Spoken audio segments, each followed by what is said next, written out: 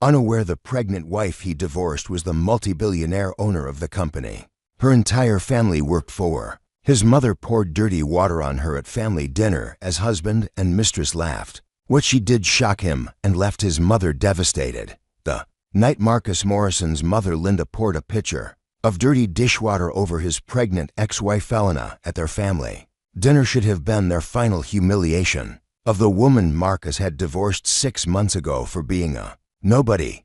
But what Marcus didn't know, what his mother Linda didn't know, what his mistress Sarah didn't know as they laughed and filmed the foul water dripping down Elena's face and soaking her 5-month baby bump, was that the pregnant wife Marcus had divorced was actually Elena Caldwell, the secret multi-billionaire owner and CEO of Caldwell Global Holdings, the massive corporate empire that employed Marcus's entire family. Every paycheck Marcus's mother Linda received as executive assistant, every dollar his father Gerald earned as senior VP, every bonus Marcus collected as regional director, every commission his mistress Sarah made as director of client relations, all of it came from the company the pregnant wife Marcus divorced actually owned, the company that paid for the very house where Linda had just poured dirty water on the pregnant billionaire wife, where Marcus and his mistress laughed at the woman who signed their paychecks, where the entire family mocked the multi-billionaire owner they were completely unaware was standing dripping in their foyer, carrying Marcus's child. But Elena didn't scream or cry as the dirty water and potato peels slid down her simple dress onto the Italian marble floor of her own company's house. She just placed one hand protectively over the baby bump Linda had called a burden, pulled out her phone with the other, and made a single quiet call that would devastate Marcus's mother, shock Marcus to his core, and destroy everything his entire family had built on the fortune of the pregnant wife he'd divorced without ever knowing who she really was. What was Elena about to do to the mother who just poured dirty water on a pregnant billionaire? How would Marcus react when he discovered the pregnant wife he divorced owned the company his entire family worked for? Why was his cousin Rebecca suddenly screaming, "No, Elena, please don't, not them too," as if she'd witnessed this exact devastation before? And what did the mistress Sarah not know about the jewelry she was wearing and the pregnant wife she'd just laughed at while Marcus's mother poured that dirty water? The Morrison family home in Westchester Hills had always represented everything Linda Morrison believed she deserved.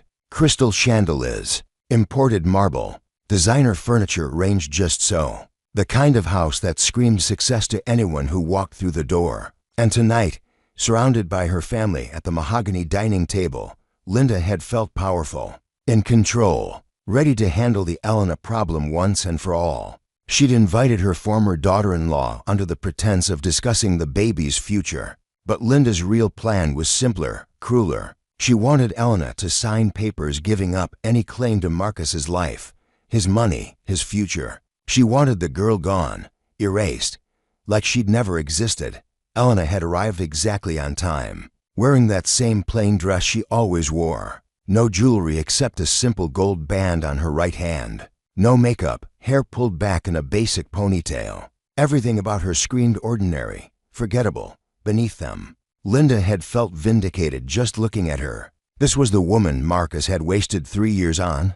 This plain, quiet nobody who couldn't even dress properly for a family dinner. Marcus sat at the table next to Sarah, his new girlfriend, and the contrast was stunning. Sarah wore a designer dress that hugged every curve, diamond earrings that caught the light, that gorgeous necklace Marcus had given her last month. She looked like success, like ambition, like everything Elena had never been. Gerald, Linda's husband, sat at the head of the table in his tailored suit, looking every inch the senior VP he'd worked 30 years to become. Their son Marcus radiated confidence in his expensive watch and Italian shoes. Even Rebecca, Linda's niece who'd been living with them since her own divorce 6 months ago, looked put together despite her recent struggles. And then there was Elena, simple, plain, pregnant, standing in their foyer like she didn't belong, because she did in single quotes t. Linda had felt a surge of righteousness as she stood from the table. She'd spent all afternoon making her signature pot roast, and the water from boiling potatoes still sat in the sink, murky and gray with starch and peels floating on the surface. And as she looked at Elena standing there with that slight swell in her belly, that baby bump that Marcus wanted nothing to do with, something inside Linda had snapped. This girl had tried to trap her son, had tried to use pregnancy to keep her hooks in Marcus when he'd clearly moved on to someone better, had shown up at their home uninvited, unwanted, trying to claim some connection to a family that had already rejected her. Someone needed to show Elena her place. Someone needed to make her understand that she meant nothing to them, that her baby meant nothing, that she was nothing. Linda had walked to the kitchen, grabbed that pot of dirty dishwater with both hands, marched back to where Elena stood in the foyer, and without hesitation, without mercy, poured every drop over Elena's head. The water had cascaded down Elena's face, soaking her hair, running down her simple dress, potato peels sliding down her shoulders to land at her feet on the Italian marble floor. The smell of starch and old vegetables filled the air. The sound of water splashing seemed to echo through the suddenly silent house. And then Sarah had started laughing. Loud, delighted laughter that filled the room. She'd pulled out her phone, already filming, capturing every second of Elena standing there dripping, humiliated, destroyed. "Oh my God." Sarah had gasped between laughs. "This is perfect. This is exactly what she deserves. Marcus, babe, your mom is savage. I love it." Marcus had joined in the laughter then, his face flushing with something that looked like relief, like he'd been waiting for permission to fully reject Elena, and his mother had just given it to him. "Mom, that's brutal," he'd said, but he was grinning. "But yeah, maybe she'll get the message now. Maybe she'll finally understand that we don't want her here."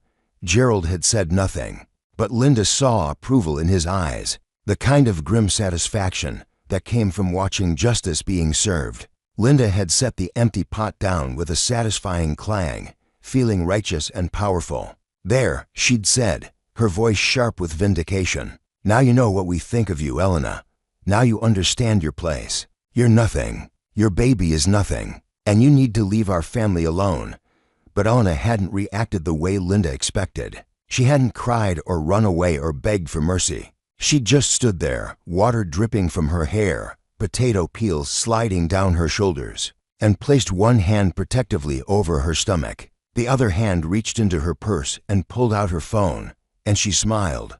That strange, knowing smile that made Linda's stomach suddenly clench with inexplicable dread. Something was wrong. Something in Elena's eyes, in the way she held herself despite the humiliation, in the absolute calm on her face as dirty water dripped onto the marble floor. And then Rebecca screamed. Linda's niece, who'd been sitting quietly in the corner all night, suddenly stood up, her chair scraping violently against the floor. "No, no, Elena, please. Please don't do this. I'm begging you." Linda spun toward Rebecca, confusion spiking into irritation. "Rebecca, what are you talking about? Sit down."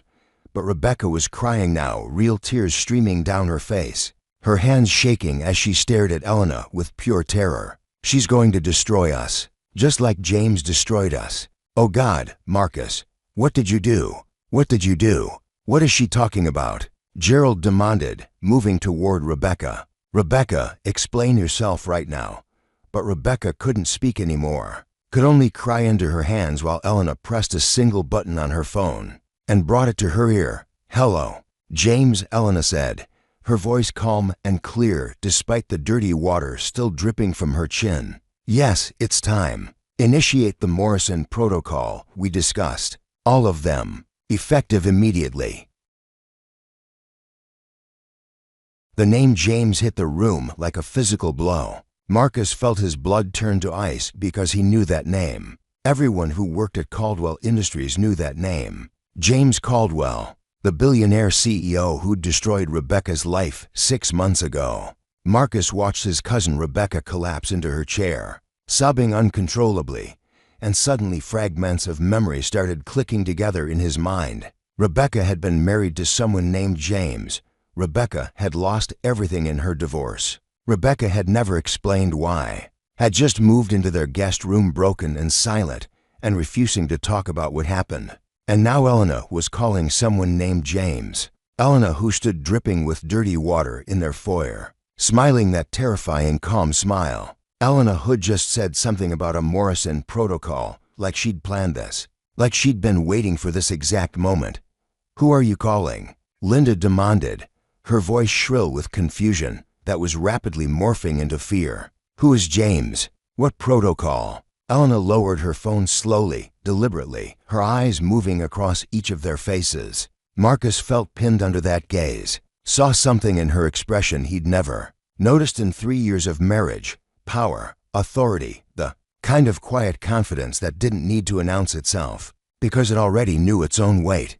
"I'm calling my brother," Elena said simply. "James Caldwell, CEO of Caldwell Industries. The man your daughter Rebecca was married to before she divorced him for being too quiet, too private, too unwilling to show off his wealth in ways she found acceptable." The room tilted. Marcus heard his mother gasp, heard his father make a strangled sound, heard Sarah's phone clatter to the floor. "Your brother," Marcus heard himself whisper. "James Caldwell is your brother.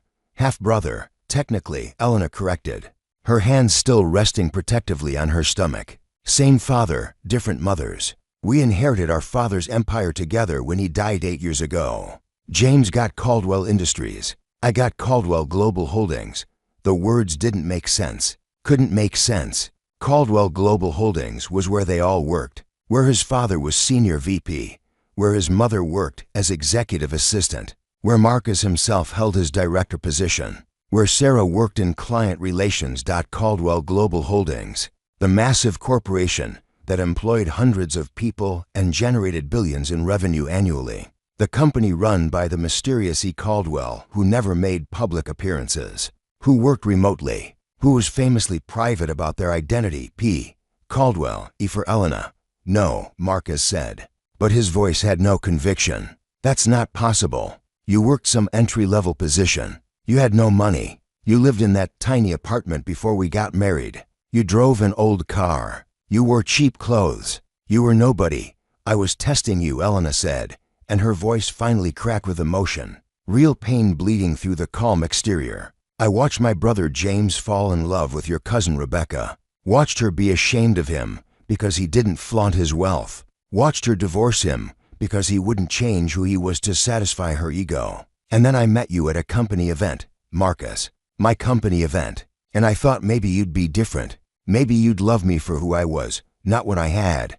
She paused, and Marcus saw tears mixing with the dirty water on her face now. "But you were exactly like Rebecca, ashamed of me, embarrassed that I didn't drive a sports car or wear designer labels or want to show off. You wanted a trophy, not a wife. You wanted someone like Sarah, who measures worth in jewelry and Instagram posts and how expensive the restaurant is."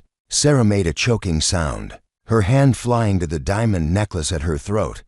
"That necklace you're wearing." "Sarah," Elena continued, her gaze shifting to Marcus's mistress. "Marcus gave it to you, didn't he? Told you he bought it specially for you?" Sarah nodded mutely, her face draining of color.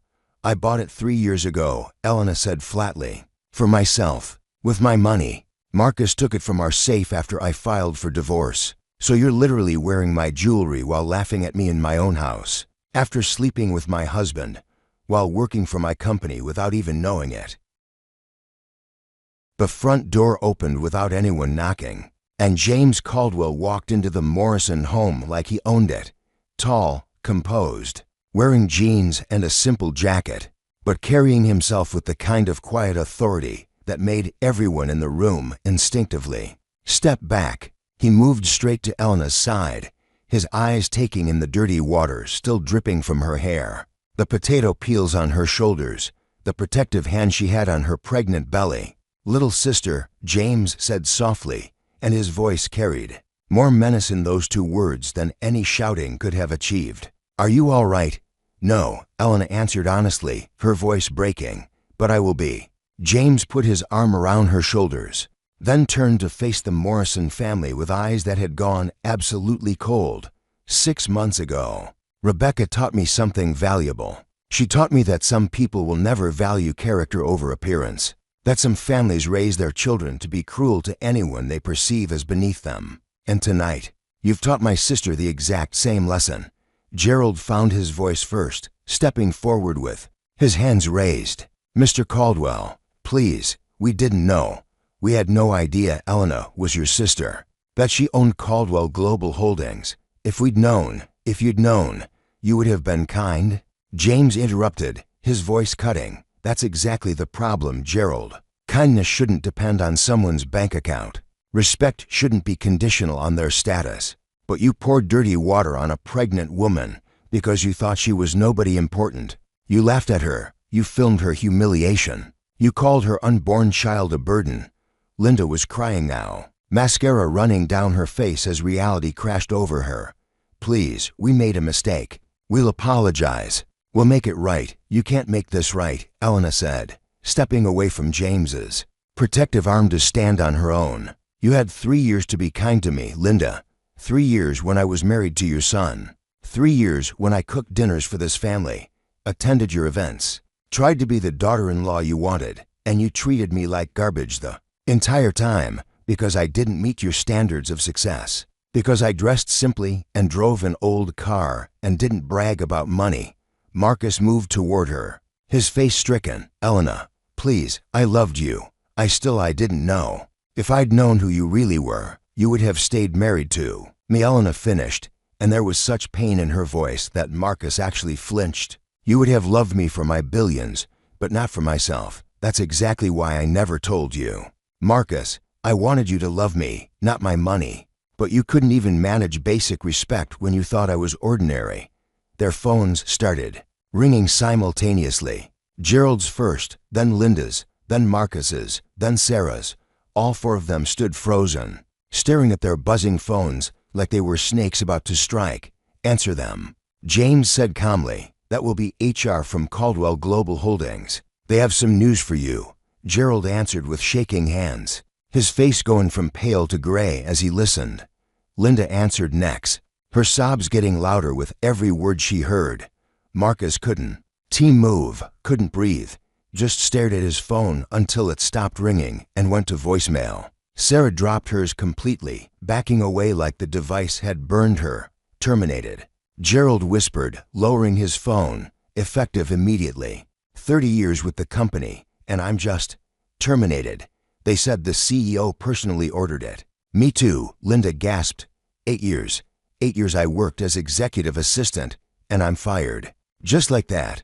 And they said security will be waiting if we try to enter the building." Marcus finally answered his voicemail, listening with growing horror. When it ended, he looked at Elena with devastation written across every feature.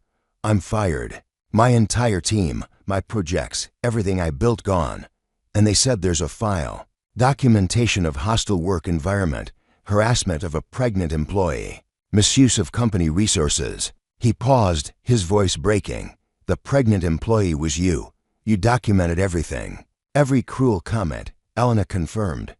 "Every family dinner where you mocked my clothes. Every time your mother called me worthless. Every occasion your father suggested I wasn't good enough for this family. I documented all of it because I kept hoping you'd change, kept hoping you'd see me. But you never did." Sarah's phone rang again, and she answered it with trembling hands. Whatever she heard made her legs give out, sinking to the floor as she stared at Elena in absolute horror. "I'm fired too, and they're suing me for the jewelry. They said it's stolen property. They said Marcus gave me items that belonged to his ex-wife, and that's theft." She looked at Marcus with pure hatred now. "You idiot. You told me she was nobody. You destroyed my career for nobody. This house," James said conversationally, as if discussing the weather, "is company property, part of Gerald's compensation package. Since Gerald no longer works for Caldwell Global Holdings, you have 24 hours to vacate. There's a clause about termination for cause resulting in immediate forfeiture of housing benefits." Linda let out a wail of despair. "We have nowhere to go. This is our home, our life. Everything we've built was built on my sister's money," James said flatly. "Every brick of this house, every piece of furniture, every luxury you've enjoyed for the past 8 years since she took over the company. And you repaid her by pouring dirty water on her while she was pregnant with your grandchild." Elena placed both hands on her stomach now, tears streaming freely down her face mixing with the dirty water still in her hair. "I'm keeping my daughter, Marcus, and you're going to have no part in her life, no custody, no visitation, no relationship. I have documentation of abandonment, of you publicly mocking me while pregnant, of your mother creating a hostile environment. My lawyers assure me that terminating your parental rights will be straightforward. You can't, Marcus choked out. She's my daughter. I have rights. You gave up your rights when you chose cruelty over kindness, Elena said. When you divorced me while I was pregnant.